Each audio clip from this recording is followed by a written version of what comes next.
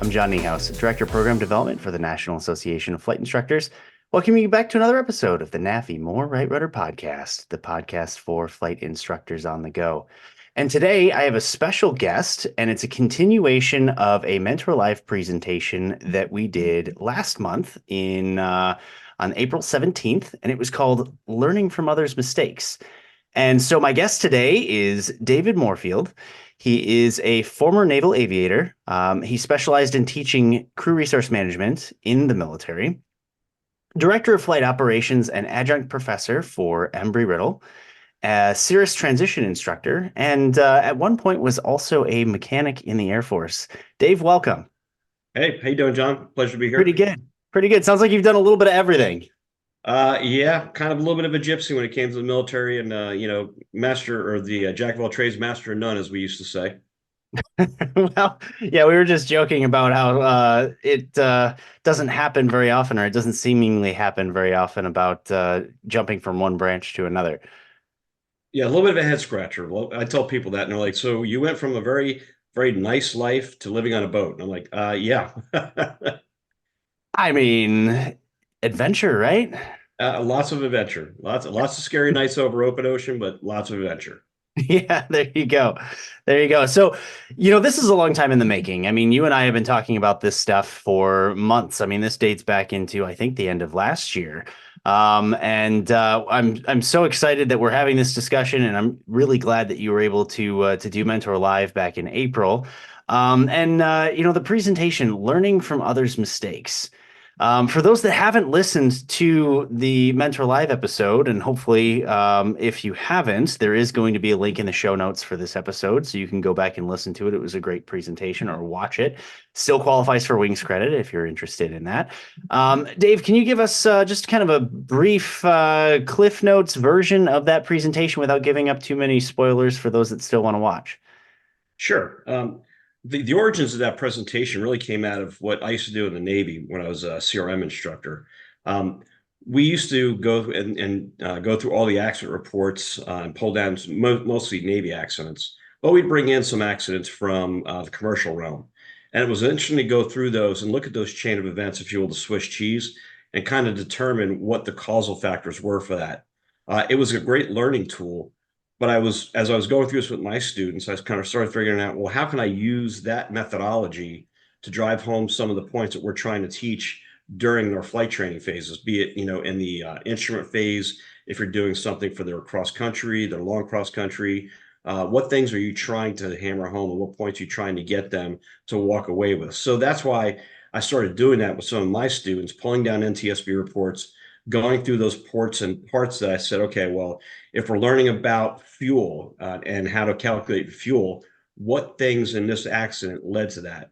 And then I started figuring, well, you know what? I can kind of build my own scenarios using some of that information, collating all that information from the NTSB reports and building scenarios to fit what I want to teach. So that's kind of the genesis of how that all happened. Yeah, I mean, I think that's really interesting because they always say that aviation learns from tragedy, right? We realize, well, okay, I guess we shouldn't have built it that way. Let's not do that again, and hopefully that Right. means that the airplane, continues to be much safer moving forward. Same thing with pilots. We make a mistake and go, all right, well, I guess we should probably teach not to do that. And we Exactly. move forward and get safer and so I definitely see us continuing that moving forward, and I think that the sort of the space tourism and all the things going on, they're learning from those mistakes as well. um so I think it's really interesting.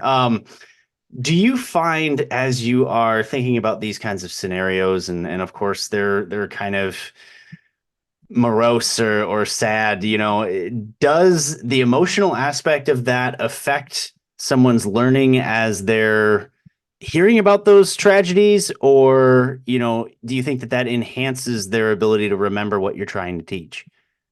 I think to a certain extent it enhances it because what it does is it kind of brings it home.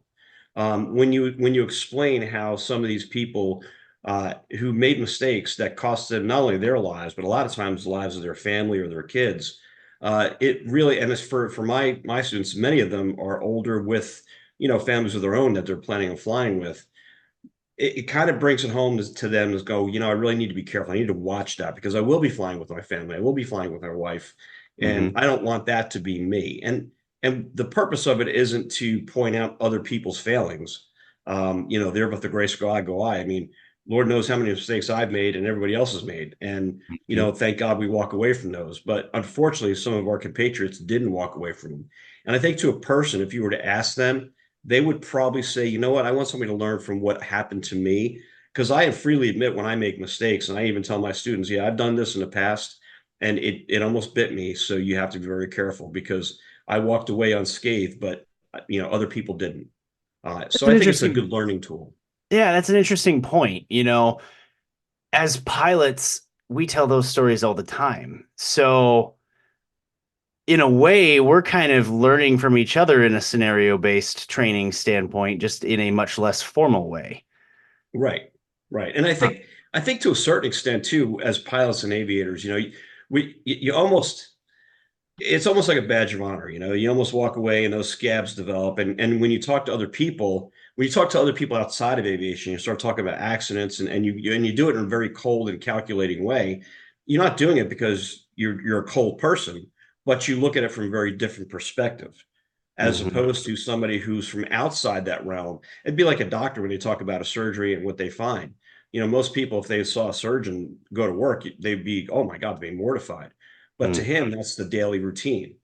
I think for us as pilots and aviators, you live with that risk your whole life. And okay, there is risk involved what I do. What do I do to mitigate that? How do I impart that to other people so they don't make that mistake? And I think that's one of the things that we do as aviators very well. We're able to compartmentalize and look at things in a very cold, almost calculating way, saying, okay, I won't do this because that will lead to this outcome. Hmm. And I think that's where we kind of differentiate a little bit. So to the outside viewer, it might seem like, oh my God, you're looking at accident reports. Yes, we are, but we're not doing it to make fun of people. We're doing it to learn from it. Yeah. Yeah, it's funny. My wife really hates watching those kinds of shows with me because I'm like, "Oh, I know this one, and this is what happens." She's like, "Ah, you just ruined it." Yeah, today, Um, it was funny. I was teaching an AGI class this morning, and we were talking about microbursts. And so we were talking about the Delta flight that crashed in Dallas Fort Worth. And I said, this is the pivotal moment in aviation where we decide we need to do something about trying to find out how microbursts affect commercial aviation. yeah. And so I ran the clip and I'm looking at it. I'm stopping. You see here, this is this is the incident happened here. And, you can see some of the faces like, oh my God. But other people who are pilots are like, oh yeah, I could see that happening. I could see why they made that mistake. So, Hmm. Well, and I mean, it's said that a certain amount of fear can be healthy fear as well. So, when you're looking at those things, you're like, well, okay, I'm now a little bit afraid of microbursts, but I guess that's probably a good thing. I'm right. not gonna mess with that. Um, so, kind of the idea again behind this is to sort of expand upon how do you go from sort of the idea of what kind of lessons you want to impart on a student. And then kind of almost probably walk your way backwards, right? You go, okay, here's the lesson, and then do you try to find an accident that sort of fits that, or do you generally have the accident in mind already and then work your way forward? Well, generally, what I do is if I'm teaching a certain phase like inadvertent IMC, if I'm talking about okay, if you go inadvertent IMC, and I want to show them okay, standard rate turn, 180 degrees coming out, that's how you're going to get out of it. But I don't think they truly get and understand what that means and why that's important. So a lot of times, what I'll do is okay, well, let me pull down an accident report and show you why this is, and Hmm. why it's really important to understand what inadvertent IMC is and how to get out of it. So you can find a plethora of those accidents on the NTSB reports. There are some others that go to, fuel starvation. Other accidents have a various numerous or various different outcomes and reasons for the accident. Icing is a good one. When you start talking about icing, and you talk about aircraft that have gotten to icing conditions, there's a bunch of NTSB reports you can pull down from that. If you can't, and sometimes you can't find one that really truly fits a scenario.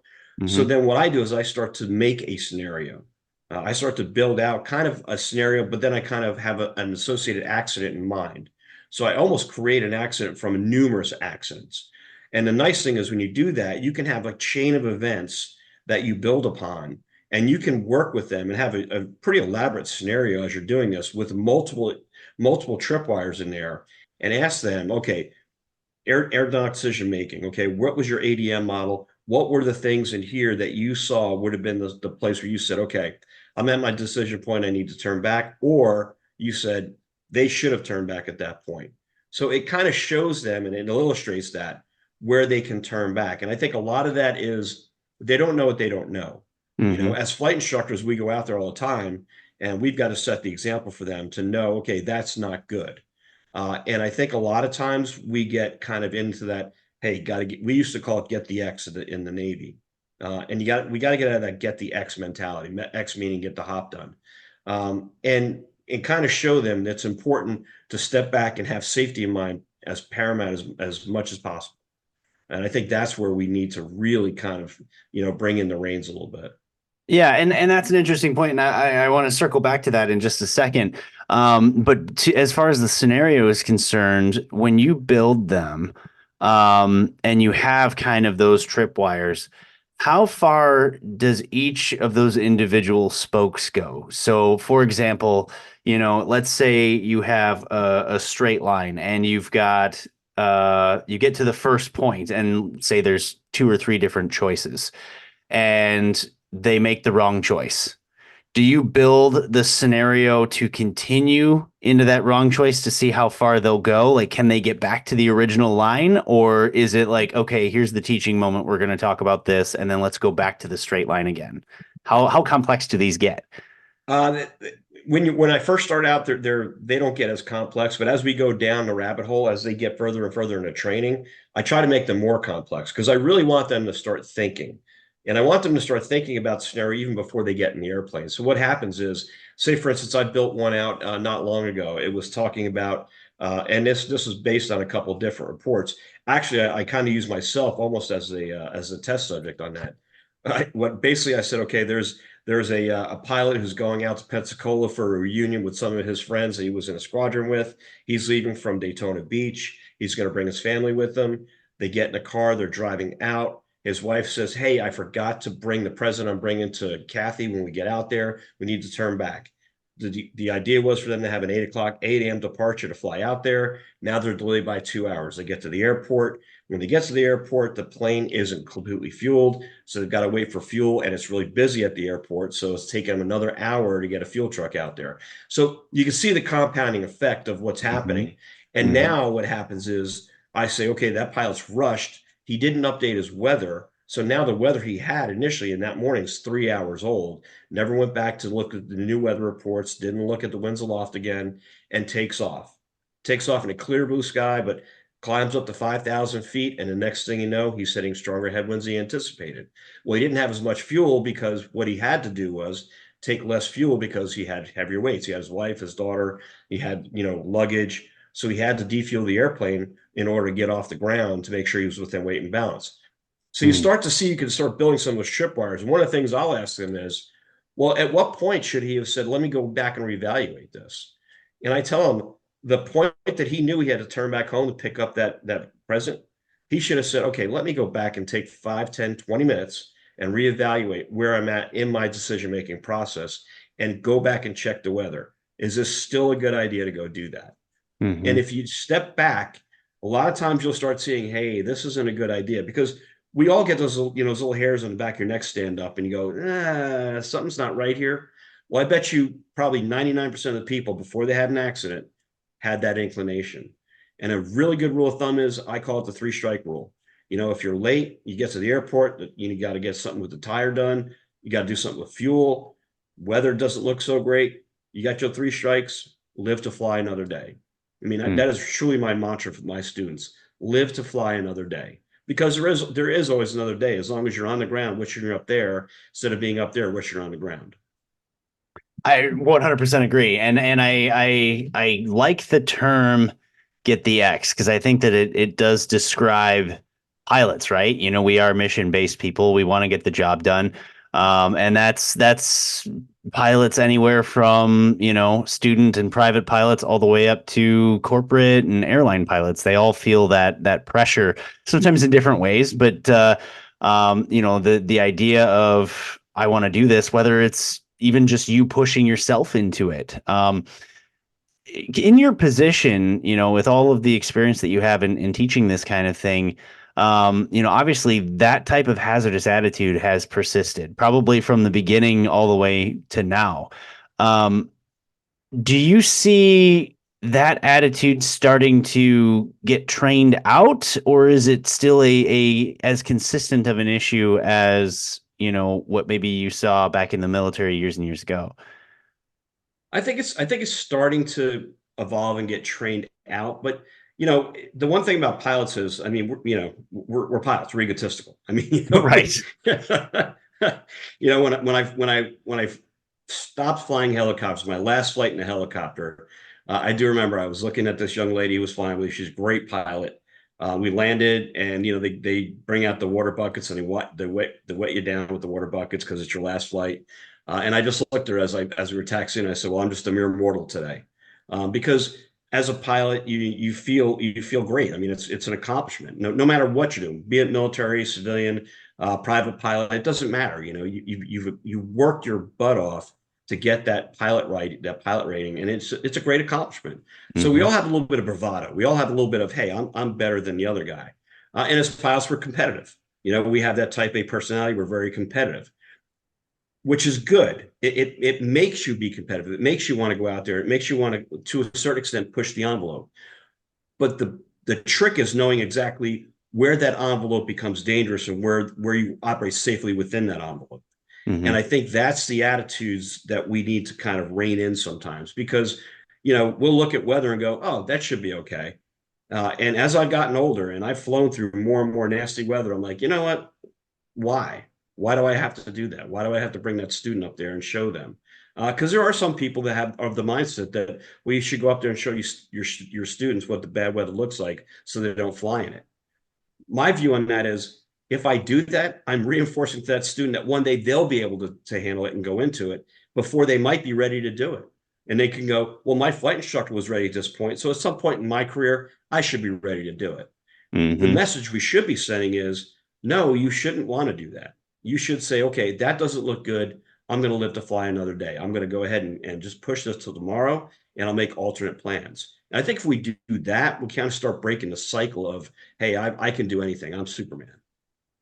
Yeah, and so when you look at these scenarios and you look at attitudes, because attitudes are an interesting thing. I mean, certainly they can be applied to just about any situation, similar to what you just said. Okay, I've got a hazardous attitude of invulnerability.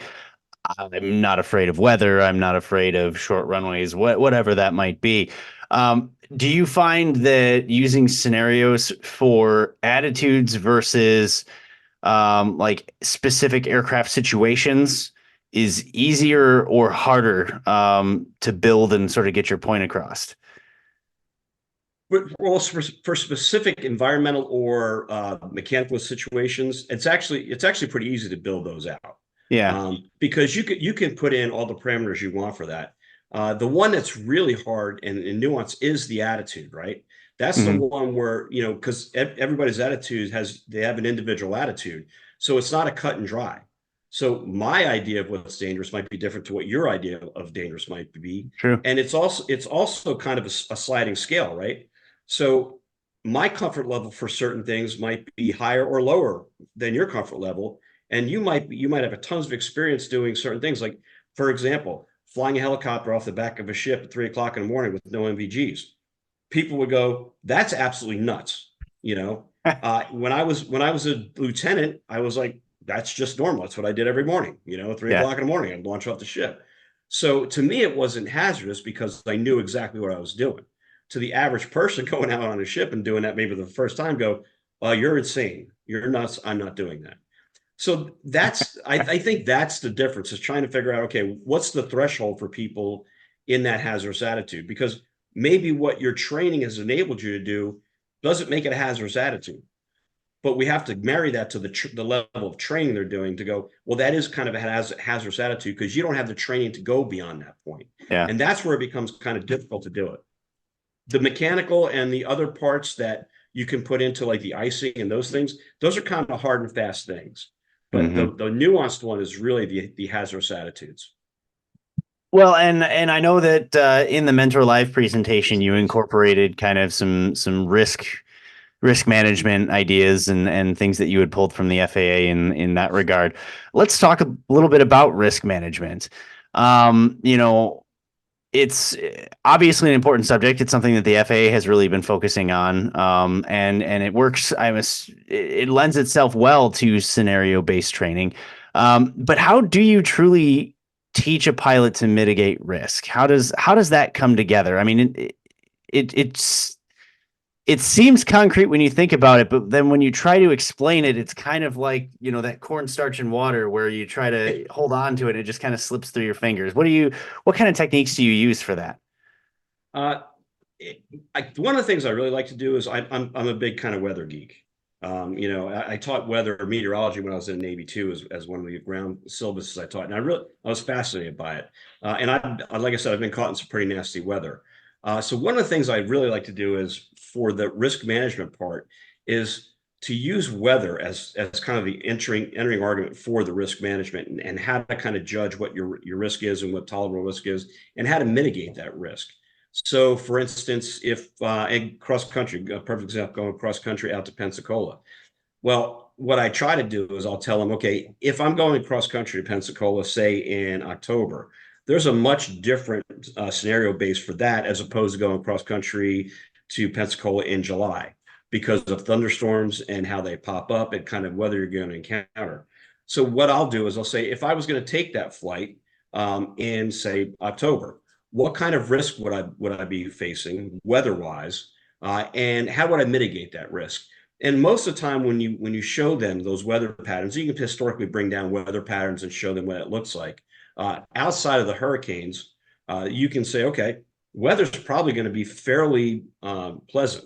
It won't be too hot, and you're probably not going to see a whole lot in the way of thunderstorms, as opposed to say July. In July, what are you going to see? Well, in July, you're going to see a lot more thunderstorms. Okay, true. But when will those thunderstorms start to pop up? Well, those thunderstorms will probably start hitting, popping up around noon, 1 o'clock.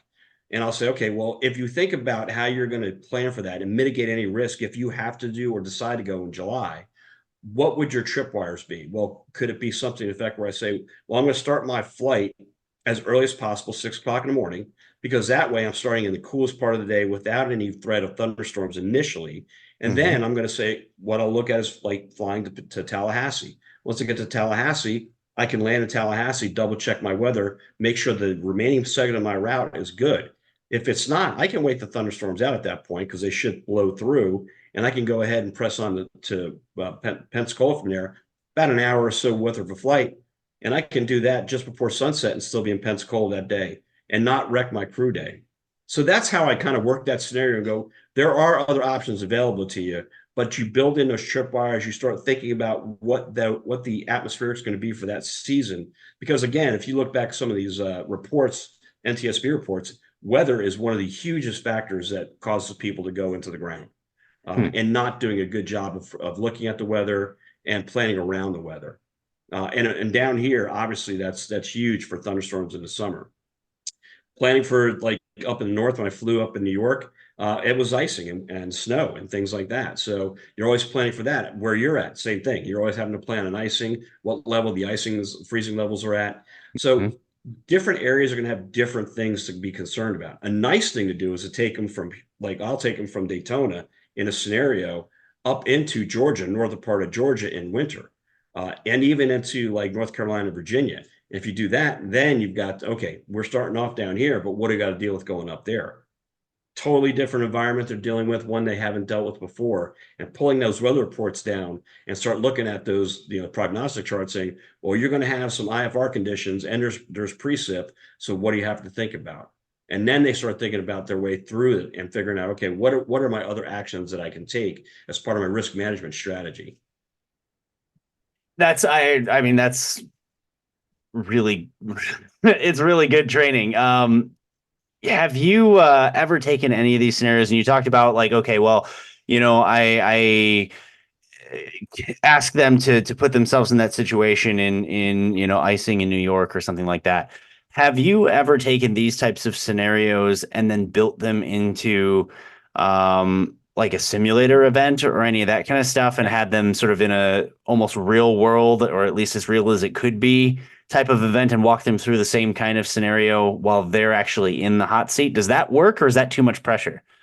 No, I think a simulator is actually a great place to do that. As a matter of fact, as part of what we teach and what I do for our high school classes is I've built out what we call simulator labs. Now those are actually for the training purposes, but I'm in the process of building out scenarios that will incorporate those very things in a simulator to do that type of instruction to show them, okay, well, so for instance, what happens if I go out there and all of a sudden I am inadvertent IMC and I'm a VFR pilot. Now what do I do? Mm-hmm. And there are certain simulators, like I think we work with like Lime and Redbird. Both of them are great companies. Mm-hmm. And the nice thing about both of them is, excuse me, they can put in failures, or you can start taking that fuel down, because now you can say, okay, you're going a little bit faster, but a little slower. Got a big strong headwind. Did you plan on that? And see exactly where they start to figure out, oh, wait, I've got to start doing that, because you go, well, what do you think your ground speed is? If you got a G1000, it's going to tell you what your ground speed is. So you Yeah. can look right over there and go, oh, I had calculated ground speed supposed to be 100 knots, and I've got a ground speed of 70 knots. And Yeah. then you can kind of go, all right, well, how's that going to affect your fuel? And then you start that mental process of, okay, well, now what do I have to do? So it's a great way to do it. That simulator training is a great way to kind of drive the point home in an environment that puts a little bit of stress on it, but is very safe still. Right. And it's interesting that you brought up the medical field earlier, because my first sort of toe dip into, true CRM, but also kind of in a professional environment, just out of college, I was part of a research grant through Western Michigan University, my alma mater.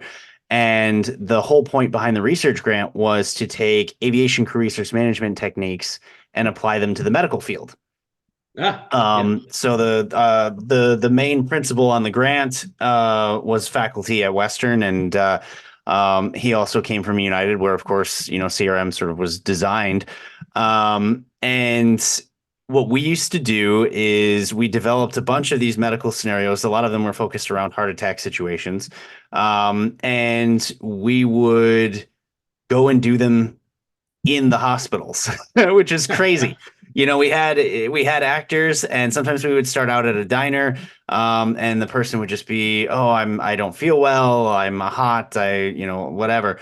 And it would be, okay, this person's now going to the EMTs. The EMTs are transferring to the hospital. The hospital is transferring to the operating room, and we would record all of this. And then there'd be a big debrief the next day with all of the different departments going, okay, here's a breakdown in communication. Did you guys see this? And it was the conversation for that was amazing because sometimes you'd go, well, we saw this, and the EMT would say, well, in the past, the operating room or whatever hasn't wanted to hear this bit of details. And you go, okay, so you talk to them and say, how come, would this have, if you had known this, would this have affected something? Oh yeah. And the point I'm trying to get to is that, like you said, that they learn from the same types of failures, but also the main sort of takeaway from that is you never let the patient die, right? Right. Because there's a certain amount of stress that you get to that is good stress. But then if for some reason you let them go down that rabbit hole so far that the patient dies, doctors, just like pilots, all of a sudden, that's all they can focus on, right? Right. It's not about the situation. It's not about what happened. It's, oh my God, this was the negative effect that led to, something bad happening. And so, whenever I train other instructors, especially those that are going to be using simulators and stuff, because those types of things are fun to do. Like, oh, well, let's do a frozen pitot tube. Let's do a frozen static port. Let's do icing and all these things. it's great to a point, and then if for some reason it was a catastrophic situation, I learned from that project that you pause it before something really bad happens, because again, that pilot stops learning the moment that screen goes red. Right. And I'm sure that you've encountered that same kind of stuff, probably both at Embry, but also in the military as well. Yeah, absolutely. I mean, there's a point where, yeah, and as instructors, you try to figure out, okay, what's the point I let them go to before it's too far? One for me, but one for them, right? So Hmm. we're pretty good at understanding the point we let them go to, that we know we can recover the aircraft from. But the problem one of the issues that comes about with that is if you go too far and you you scare them into shutting down and not understanding and listening, because now they're in that flight or fight mode, right? They're in survival mode. Their body Exactly. just got shocked and like, oh, wow, I almost died. Like if they do a stall and you say, okay, you could see that the stall is uncoordinated, you know you're going to start to spin, and you go, I'm going to let this go. I'm going to show them what happens. Well, that can be good down the road if they've seen a couple of stalls and they know that they're not going to fall out of the sky. But the first time, if you show them a stall and let them do it, and you let it go into a spin, you've shut them down because now they're terrified, and a lot of Hmm. them do get terrified by that. So whenever I do that kind of thing, I always tell them, I pre-brief that. I say, okay, listen, I'm going to show you what this looks like coordinated, and this is what the aircraft will do in coordinated stall. The noses are going to want to fall through. That's all that's going to happen. It's not going to be violent. You're not going to start spinning as long as you're coordinated. And I'll make sure that when they're doing that stall, that they are coordinated. I don't let them go uncoordinated, because I don't want them to be scared. I want them to be Right. comfortable to know that, okay, I can recover this aircraft. There's plenty of room down the road to show them, okay, now you get some flights on your belt, you're more comfortable. Then you can say, okay, now we're going to show you what that looks like when you stall the aircraft uncoordinated and get into a spin. So you do see that quite a bit, but again, it's that fine line, because you want them to have a little bit of that fear, I guess, is for lack of a better term, because you learn from that. But you don't want to the point where it stifles them and it doesn't, and they shut down, because then they don't learn. And you Hmm. don't want that. You want them to learn, to walk away with that, with a healthy respect, going, wow, that was not good, knowing full well that you were in a position that you could take the aircraft. We used to call it circle of fear. And so as an instructor in T-34, we had to stick. So as you're flying with that student, your hand was like, around the stick like this. So your circle of fear was really close. And as you got close, more and more comfortable with that student, your circle of fear expanded. But then, they do something, the circle of fear came right back. So your circle of fear kind of ebbed and flowed. And it depended on what you were teaching. If you were teaching aerobatics, formation, your circle of fear kind of, again, ebbed and flowed with that student. But that was good. It's healthy for you to have that as an instructor, have that kind of that level of fear or anxiety, like, to enough to go, that keeps you alive. Because when Yeah. you get too complacent, that's the thing that kills you. And never believe your own press. I mean, if a lot of us get to the point, and I fight that all the time, because you're flying with people like, hey, you're a great pilot. You're like, yeah, I might be good, but you know what? I could still die. No matter how good you are, it Yeah. doesn't matter. You could have 20,000 hours. And matter of fact, look at some of the accident reports. You see airline pilots at 20,000 hours die, Hmm. in GA aircraft. And you're thinking to yourself, well, how could that happen? You know, Everybody makes mistakes. It doesn't matter how many hours you've got. You make mistakes. We all do. And the thing is, don't get to the point in your career where you go, "What? It's no problem. I've got 20,000 hours. I can handle that." Yeah, that's the time to kill yourself, or Hmm. worse, somebody else. Um, Snodgrass, an F-14, like, phenomenal pilot, died in a GA aircraft, just recently. Well, the AOPA gentleman who died in an aircraft. I mean, you're talking about people who've got thousands and thousands of hours and tons of experience. Not, I mean, fantastic pilots, but it Hmm. just takes that one mistake or that one time that something happens and we're paying attention. And that can happen to any of us. And so that's why I am always guarded on that. I never believe my own press. You Yeah. know, it's important. The other thing as I was listening to you talk, I'm curious about, we talk about using scenarios to try to teach out hazardous attitudes. Do you find any effectiveness in using scenarios to reinforce positive attributes. So let's say somebody is scared of something. Are you able to use a scenario to build confidence where otherwise maybe there was a lack of? Yeah, so I guess, and again, you kind of using that the weather as that Yeah. as that guide. When you show them, okay, if I were to use that scenario going out to Pensacola, and I said, okay, well, if I did encounter thunderstorms or I did see those thunderstorms, and I planned accordingly, okay, I planned for my VFR checkpoints to be either over or as close to airports as possible. So that way, and if I hit bad weather, almost every one of my checkpoints is an airport. So I can duck into an airport if I'm on a VFR flight plan very easily and escape the weather.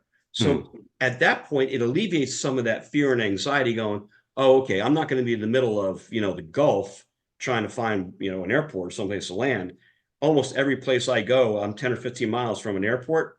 Boom, I got an escape route. Build the relief valve in and go, well, what can you do to do that? And that's a good way for you to show them, okay, so I do have a wall right there at Tallahassee.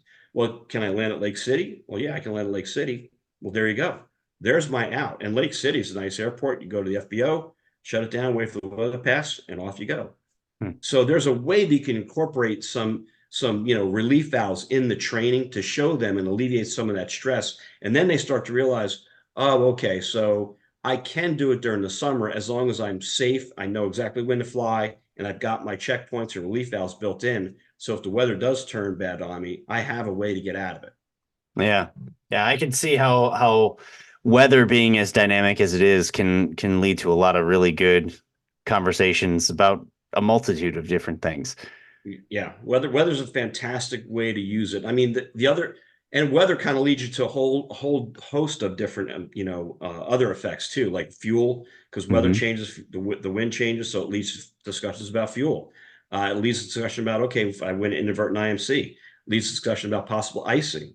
There's a host of things that you can start with weather that kind of dovetail in other areas that you can build that scenario around and hit a whole bunch of stuff that you're trying to get a point across on in that one or two scenarios. So out of the scenarios that you've built for your students over the days, and I know you mentioned that you have got a Google Drive full of all of these things, um, which one do you find you use the most? Um, Probably for me, I mean, as you can tell, the weather is a big one for me because Right. I think for our environment down here, um, we're always constantly concerned about weather in Florida, thunderstorms, Yeah. things of that nature. So that really is probably one of the ones I really like the most. And also too, like I said, kind of being a little bit of a weather geek. I enjoy that. I mean, I love going out and watching thunderstorms. Just think they're fascinating.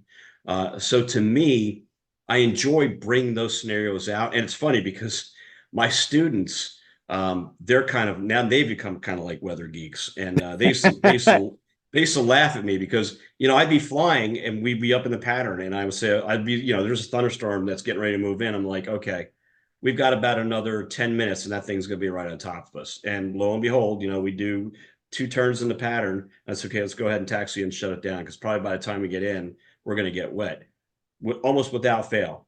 Exactly what happened. And they will look at me Yeah. like, "What are you, some sort of oracle?" I'm like, "No, I know enough about the weather around here that I know what that's going to do."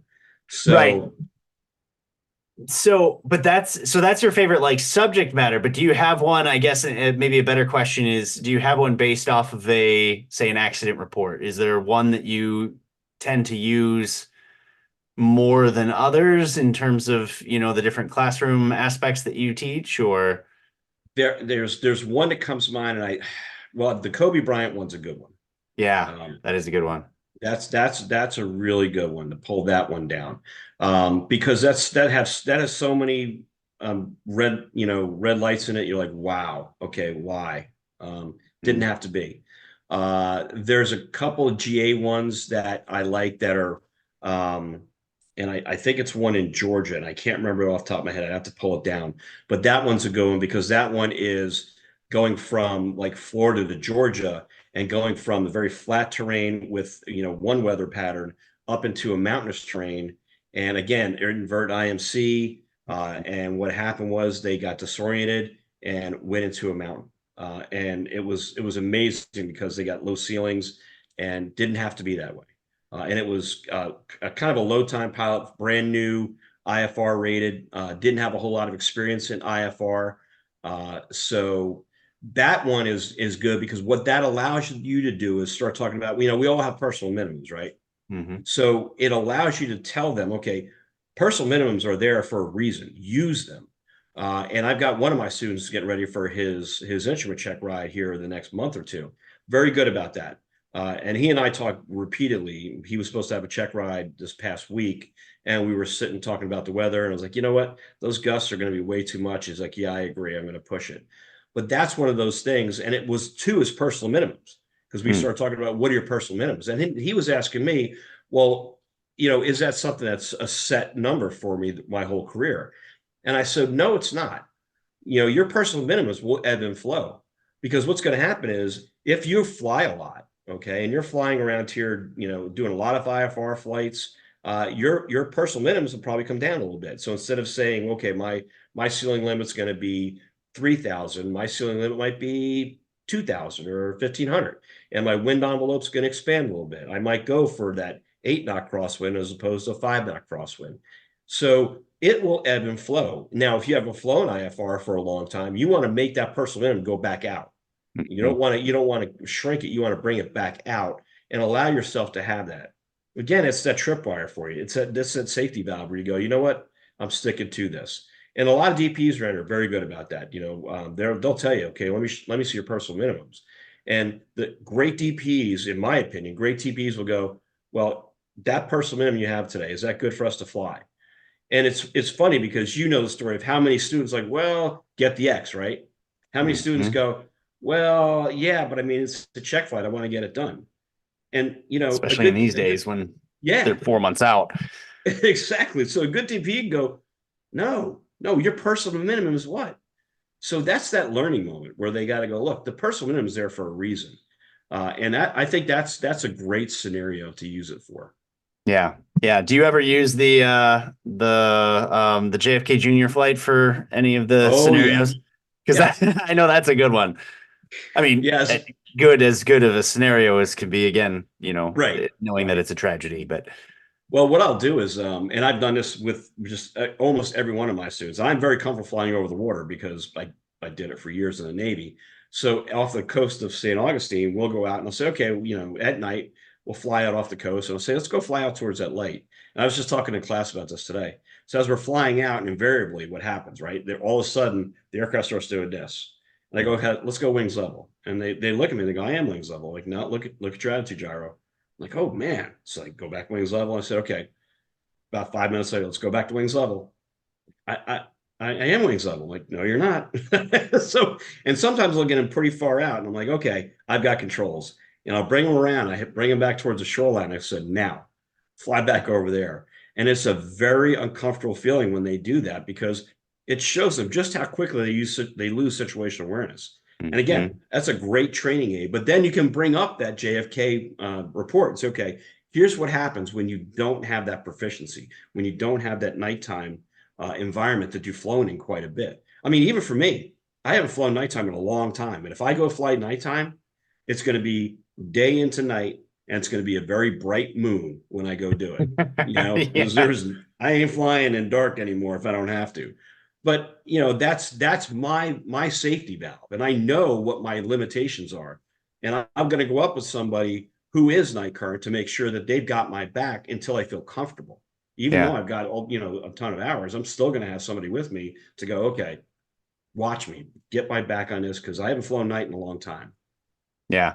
Well, and all of this aside, it's really good experience to be able to think based on these scenarios because of course we know that the push from the FAA is that check rides are supposed to be scenario based. And I remember years ago I was actually flying 135, and so I was there for a 6-month 135 check, which is basically a check ride.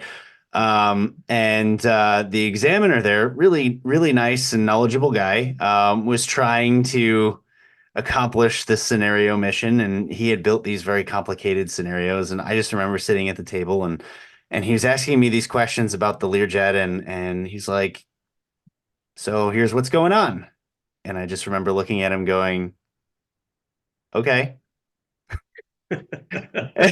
Struggling to figure out. I knew he had a point, and I just couldn't find it. And Right.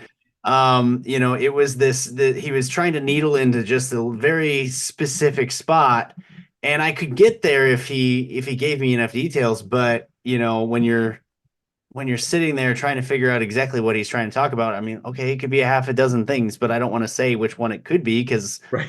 I don't know what we're talking about. And so, for your students to be exposed to this type of thing early on, I think is a really advantageous position for them to be in. Yeah, and to that point, you don't want to make the scenarios so convoluted, especially when they're first starting out, right? You don't want to make Yeah. them so convoluted that they're like, I don't even know what you're trying to get at. Yeah. Because and that can happen, and that can happen very easily. I try to build so it's very sequential, that everything leads to the next event.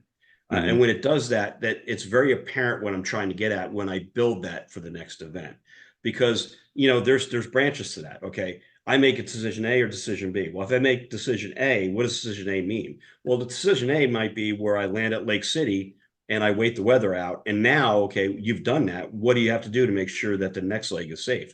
Or decision B is I press on. Okay, you pressed on. Now I start building in some more factors like, okay, well, now you've encountered stronger headwinds. What's happening to your fuel?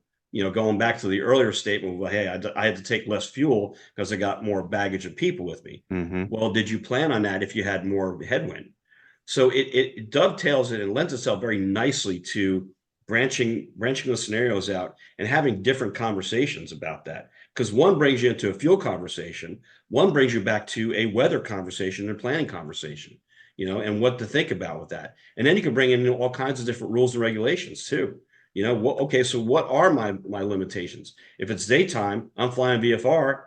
How much fuel do I have, reserve fuel?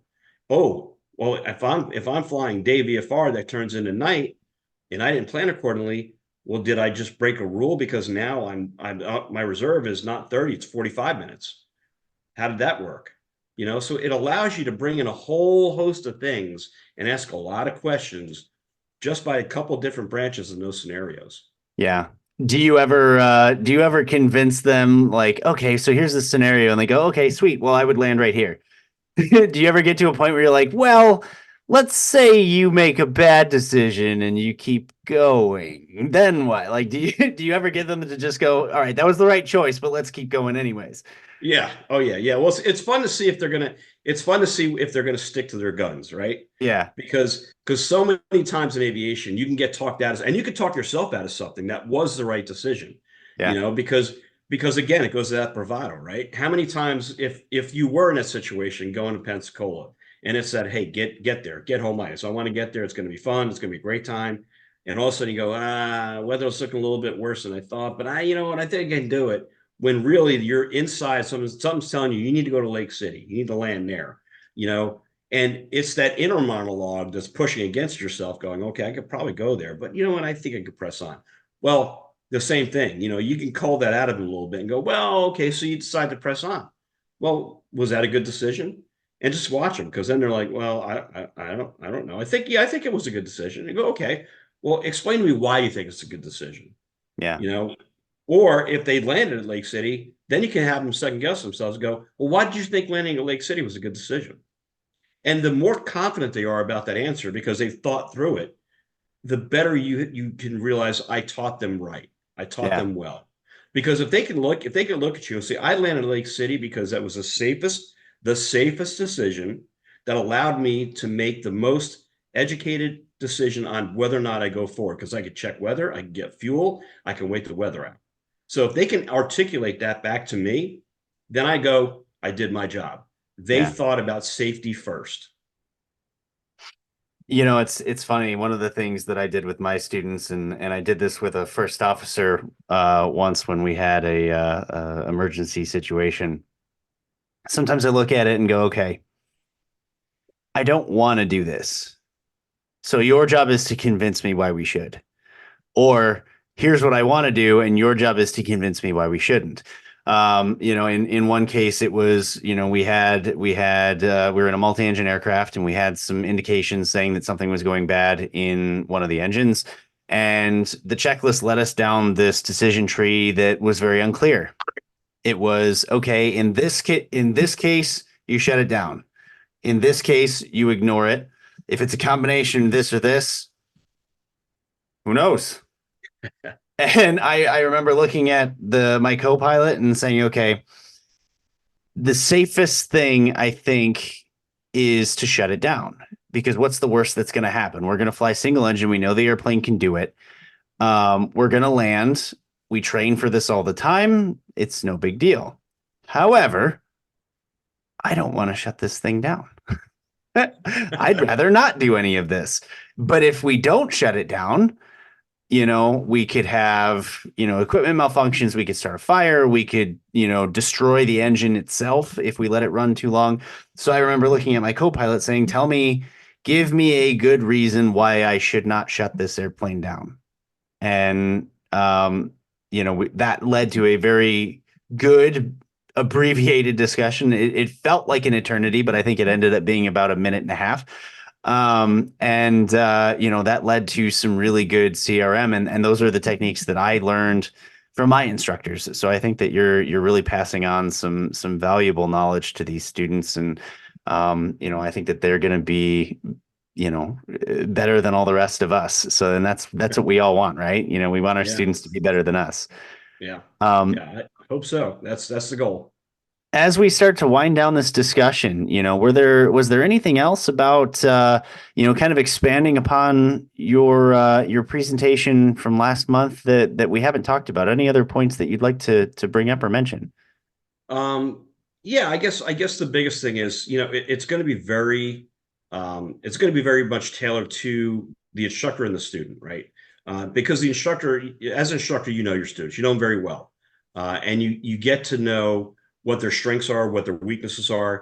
And that's the thing. And I use those scenarios, and you want to use those scenarios to really hone in on the areas that they're weak on and help them with that and help them think through those things. The areas they're strong on, you could still touch on those and use the scenarios. But those are the ones that really lend themselves to making them think through the whole decision-making process, the ADM process, thinking through systems. That's another great thing. You can use those things and think through the system and say, okay, well, if this happens, if I start getting some erroneous, my prop starts, fluctuating, what could it be? What are my decisions once that happens? If I get surges, what am I going to do? So that's some of the ways you can build it into the scenario using the system if they're weak. So that's what I would say. It's a big thing that you want to make sure you understand where the strengths and weaknesses are of your student and kind of really tailor it to them. It's not kind of a one size fits all. And then the nice thing is, if you've got multiple students, have a group discussion.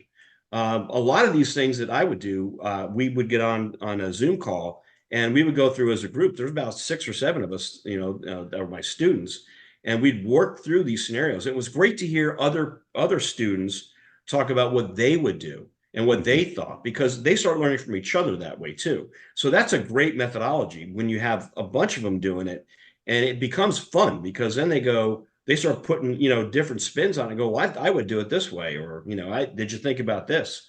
And I learned stuff from them too, all the time.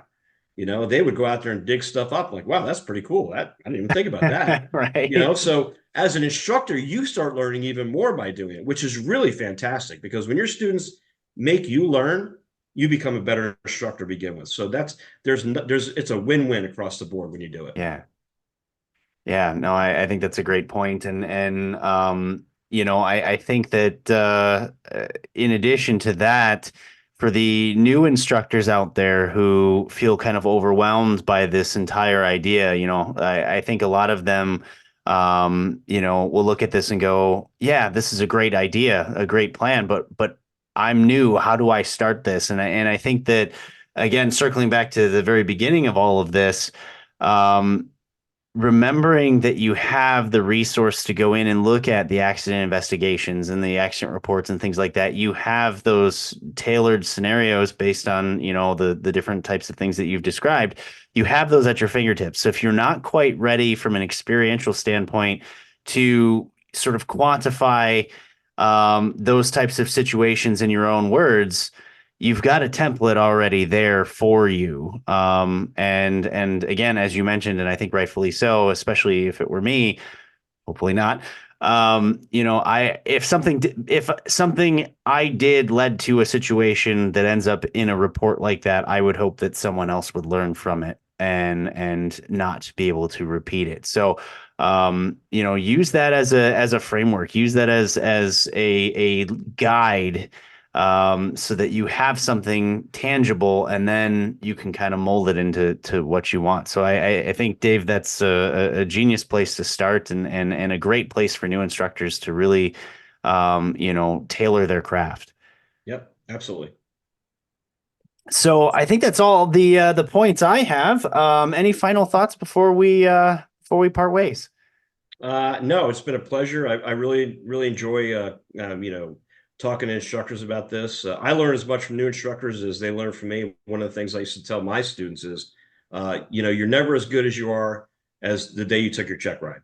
So brand new instructors, man, they are great. They know the regs, they know all that stuff. And the thing is, my students, we'd go flying, and I've got the skills I've built up over the years, but they'd ask me some stuff on regs. I'm like, all right, I gotta go find that again. I can't remember off the top of my head, but I would tell them, I said, you know what?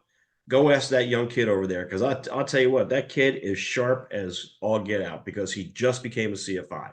And so, for the old dogs out there, talk to those young kids because they're good. They are good. They know the regs. They're great with that. And they're going to pick your brain too, because what they want to know is they want to know how to get better. I mean, they're fantastic. They're very knowledgeable, but they want to know how to get better. And that's where we come in. We've got the experience to show them, okay, this is what you're going to see out there. This is how you can kind of guard against it. Those are the things they need in their toolbox.